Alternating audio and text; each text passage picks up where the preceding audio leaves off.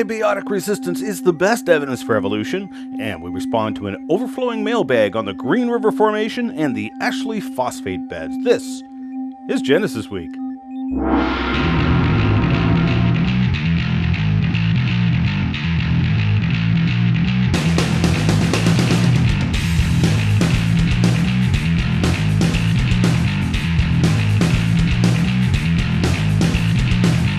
And welcome to this season finale of Genesis Week, the weekly program of creationary commentary on news, views, and events pertaining to the Origins controversy, made possible by you, the supporters of Core Ottawa, Citizens for Origins Research and Education.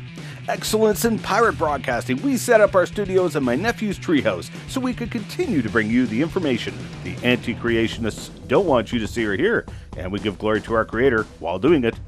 Airing all across Canada on the Miracle Channel, satellites all around the globe, and of course on the Christianima Network on YouTube. Remember, if you get lost in cyberspace, you can just visit our brand spanking new website, genesisweek.com, where you can subscribe to our YouTube channel and find Crevo rants and full interviews with our guests. I'm your host, Ian Juby. In our textbook Tall Tales episode that aired a few weeks back, I mentioned how bacterial resistance to antibiotics is one of the very first pieces of alleged evidence for evolution taught in our textbooks. This, of course, ties into the question of superbugs, which are allegedly evolving in our hospitals. People with a bacterial infection, like strep throat, are given an antibiotic which kills the bacteria. However, we've watched as bacteria have grown an immunity to antibiotics, and it's claimed that these bacteria are evolving right before our eyes. Now, this is given as powerful proof for evolution. For instance, in the McGraw-Hill Glencoe textbook, Biology, the Dynamics of Life, being used in high school classes in British Columbia, we read, "The development of bacterial resistance to antibiotics is direct evidence for evolution." The Berkeley's website, Introduction to Evolution, reads, "The golden age of antibiotics proved to be a short-lived one. During the past few decades, many strains of bacteria have evolved resistance to antibiotics." On the University of Montana's website, we read, "Bacterial populations can evolve resistance very quickly. For example, in one hospital, initially 5% of the strains of staphylococcal bacteria were resistant to the antibiotic ciprofloxacin. Within 1 year, 80% of the bacterial strains were resistant. From 5% to 80% in 1 year. Why do bacterial populations evolve resistance so quickly?" The correct answer to this question will become obvious in just a moment. When all else fails, play the fear-mongering card to make sure that people believe in evolution and to keep those pesky Darwin doubters from teaching our impressionable children in the public schools. The increase in resistance of human pathogens to antimicrobial agents is one of the best documented examples of evolution in action at the present time. And because it has direct life and death consequences, it provides the strongest rationale for teaching evolutionary biology as a rigorous science in high school biology curricula, universities, and medical schools. In spite of the importance of antimicrobial resistance, we show that the actual word evolution is rarely used in the papers describing this research. Instead, antimicrobial resistance is said to emerge, arise, or spread rather than evolve. Moreover, we show that failure to use the word evolution by the scientific community may have a direct impact on the public perception of the importance of evolutionary biology in our everyday lives. I'll come back to this quote in a minute because there is so much meat in this flagrant propaganda piece that we have a smorgasbord meal to chew on here. But for the moment, let's examine the issue of antibiotic resistance. Is it good evidence for evolution? Well, in short, of course not. Why not? Because antibiotic-resistant bacteria have been around long before the discovery of antibiotics in 1929. How do we know? In 1845, a British Arctic exploration voyage ventured into Canada's Arctic Ocean, attempting to traverse the last unnavigated section of the Northwest Passage. The ships became icebound near King William Island, and all 120 men died. Several of the men were buried in permafrost graves, which of course preserved the corpses quite well. When the corpses were exhumed, bacteria in the gut of the dead men were discovered to be resistant to modern antibiotics, even though it would be more than 80 years after their burial before antibiotics were discovered and refined. Obviously, antibiotic-resistant bacteria have always been around. With the refinement of antibiotics, scientists have even developed synthetic antibiotics, only to have the bacteria evolve resistance to the man-made antibiotics. Is that evolution in action? Nope. This past week, the results of a study came out in Science Advances documenting the bacteria found in the feces of an isolated tribe in South America. A tribe the researchers claim have been isolated for 11,000 years. Oh, I disagree with their age estimation, of course, but let's go with their numbers. These people, having never been exposed to antibiotics, had bacteria in their gut that was not only resistant to modern antibiotics, they were resistant to modern synthetic antibiotics. All that has happened is the antibiotics killed off the bacteria that were not resistant to antibiotics, leaving behind the ones who were. This is simply a change in the ratio of the population and is actually a loss of genetic information in the bacterial population. They just killed off a whole bunch of the bacteria and thus removed their genetic diversity. This is the opposite of upwards-onwards evolution. Let's come back to the PLoS biology article and read what they wrote. The increase in resistance of human pathogens to antimicrobial agents is one of the best documented examples of evolution in action. So, in their words, one of the best documented examples of evolution in action actually shows no evolution. These antibiotic-resistant bacteria have been around all along. They are not evolving, nor has this been documented.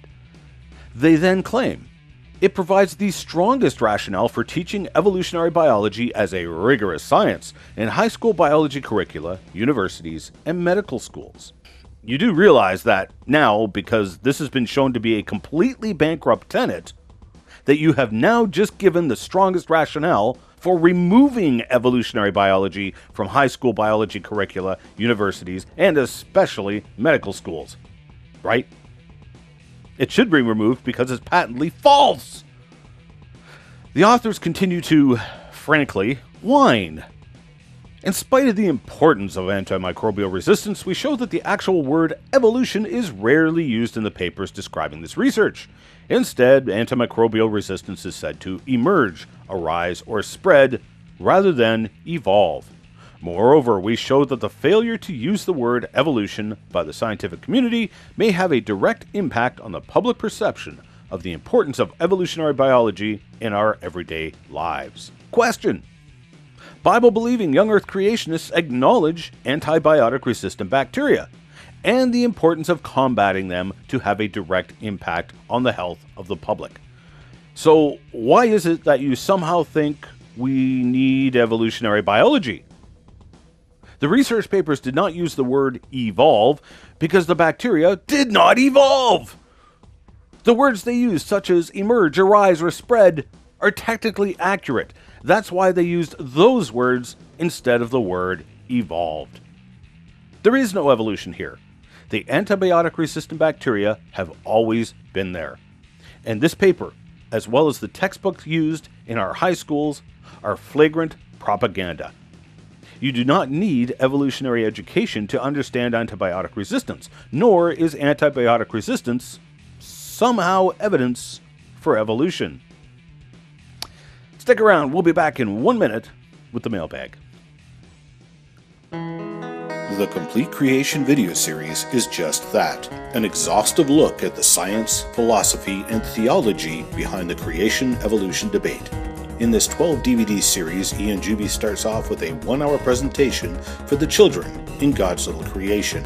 He then follows up with almost 11 hours of lecturing for the adults as he walks you through the debate starting at its surprising history and examining the evidence from biology, geology, physics, paleontology, and archaeology. Chances are any question you have about the creation-evolution debate is answered in this video series. With open captions for the hearing impaired, the series is both entertaining and educational. There are also free resources, such as question and answer and proctor sheets for homeschoolers. You can now get the entire set as an instant digital download or on DVD. Visit Ian's bookstore today.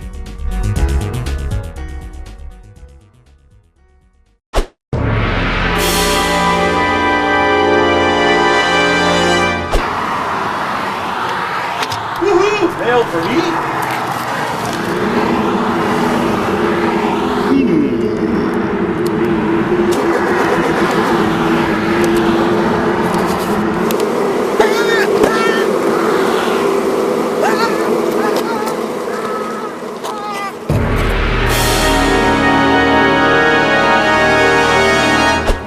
Singleton wrote in on Facebook, I thought Jonah was swallowed by a great fish. Well, actually, I didn't get into that on the show. While the English translations are usually great fish or whale, which is what I used in the show, the word used in Hebrew is a very interesting one. Tenin. It means serpent, dragon, sea monster. The Greek word used in the New Testament was ketos, meaning the same thing, a sea monster. The root word of ketos was chasma, a gaping opening or chasm, implying this creature had a huge mouth. It's interesting the word used, especially in the sense that it implies a marine dragon, with dragon, of course, being the word for dinosaur, before the word dinosaur was invented in the 1800s. So whatever this creature was, it was a marine dinosaur. Quick guess? Probably something like the mosasaur, which was not only huge, but had a double-hinged jaw, which allowed it to open its mouth extra large, like a gaping opening.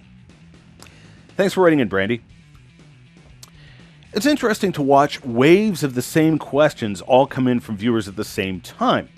One of those questions had to do with the Green River Formation. The Green River Formation is a fascinating layered rock formation centered in Wyoming that has myriads of very fine layers and plastered with stunning, beautifully preserved fossils. Those who believe in deep time then get especially excited about the fine layers they call varves. They interpret the darker layers as being slowly deposited during the growing season, followed by a light-colored layer which contains very little biological matter, assumed to be laid down during a dry season. Each pair of layers is interpreted to represent 1 year, and thus the numerous Green River Formation varves are argued to represent some 6 million years of geological history. The formation is alleged to have formed over this 6 million year period some 45 million years ago.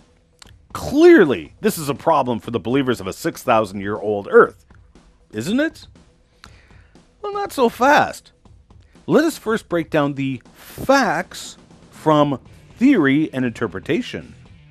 Now, this is always the first crucial step when analyzing any evidence in the creation-evolution debate, because, as you'll quickly see, catastrophists can also interpret the rocks and fossils within the context of a catastrophe, and not deep time. So what are the facts? The facts are, we got a whole mess of extremely fine rock layers. We got a whole mess of dead things, beautifully preserved in those layers. The layers cover a really big area. The layers and the fossils in them are incredibly thin. The layers typically alternate in color. There's your facts. Everything else is interpretation. Now, there's a few other facts that are never mentioned by those interpreting the layers by deep time, and I'll throw those facts into the mix here. The varves, for multiple reasons, are not varves at all. They should be called rhythmites, layers that formed in a rhythm. The formation time for the rhythmites was very fast, as demonstrated by the fossil fish found by the billions within the layers.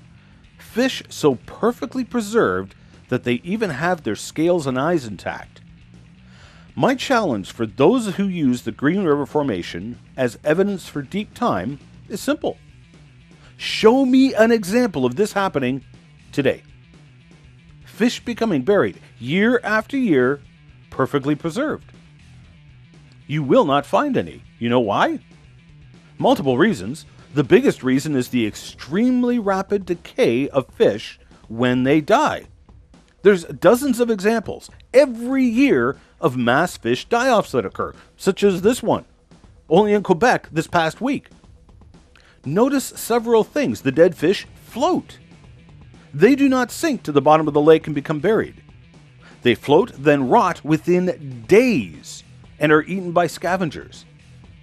The conditions of the water make no difference on this, as Mike Ord showed in his research available in the book Rock Solid Answers. Furthermore, those fossil fish tell a story.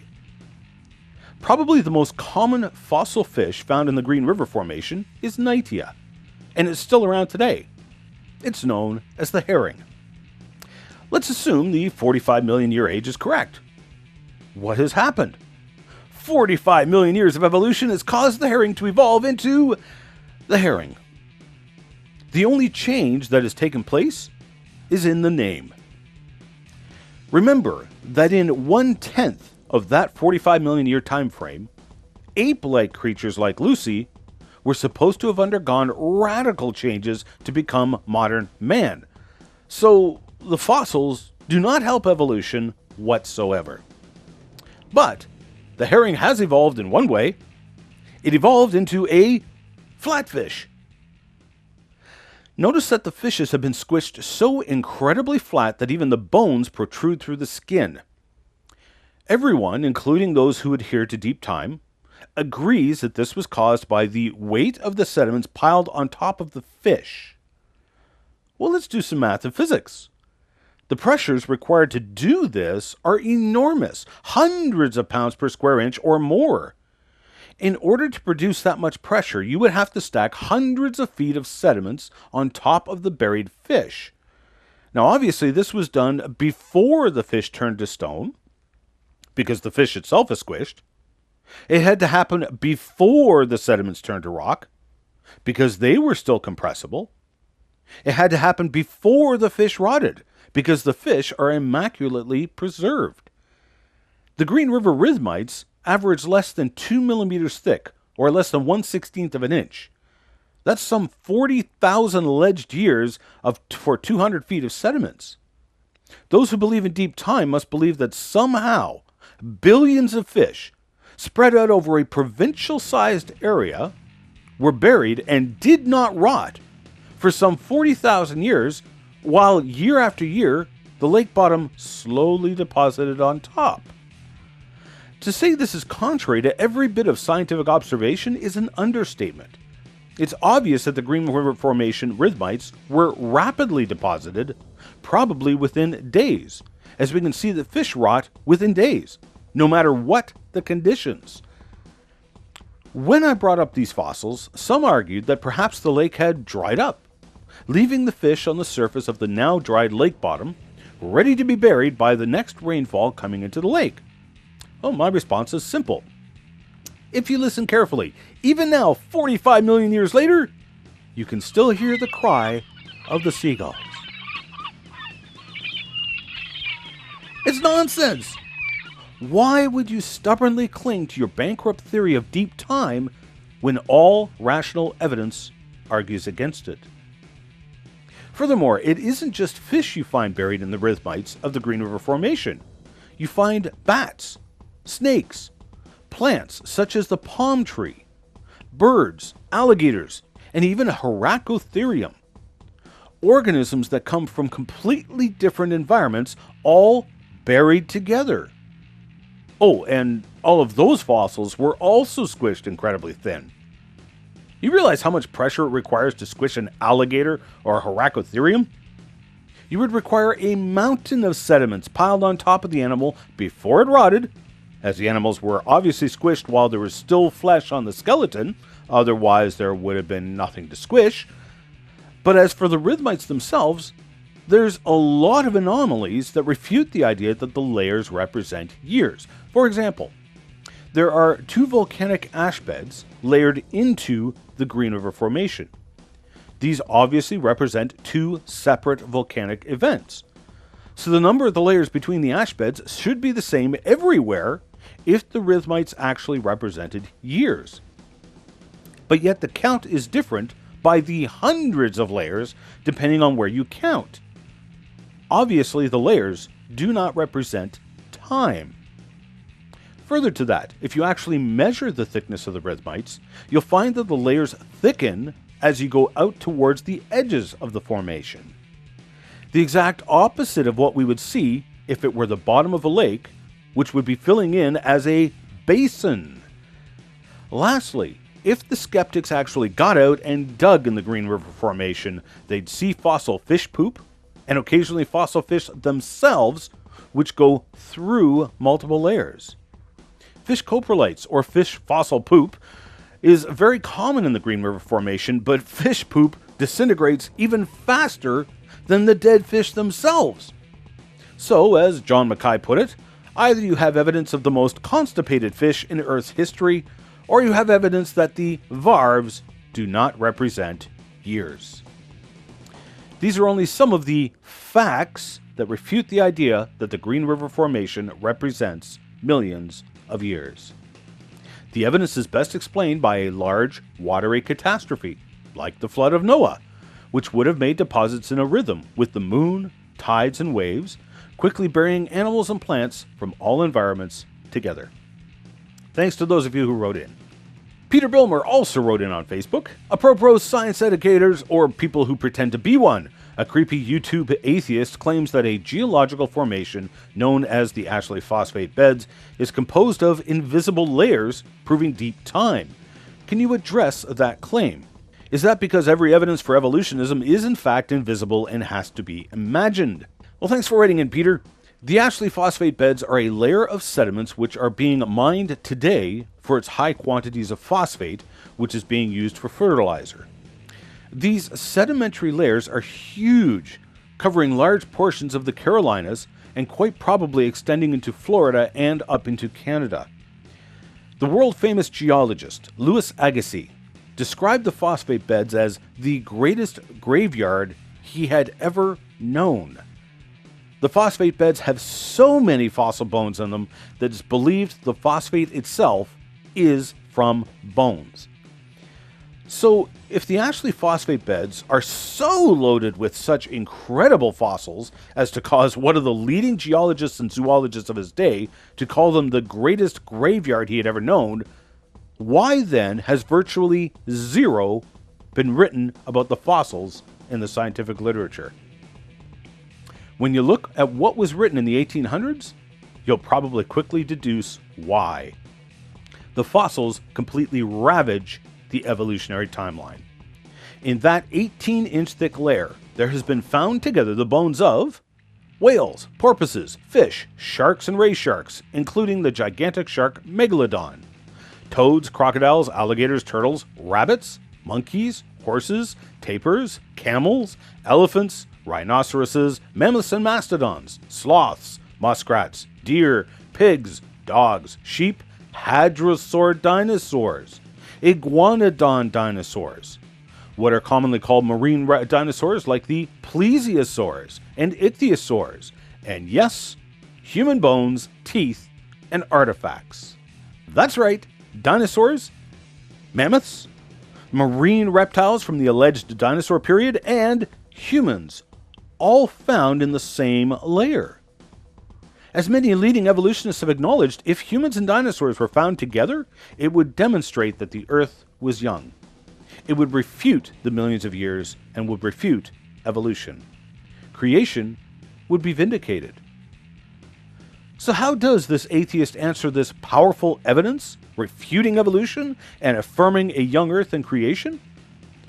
By claiming that there are layers to the Ashley Phosphate beds.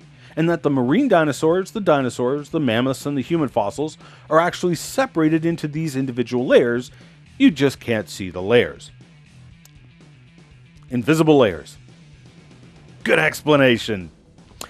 This bizarre explanation gets even weirder when you consider the layer average is a whopping 18 inches thick. That's a lot of invisible layers compressed into 1.5 feet of sediments.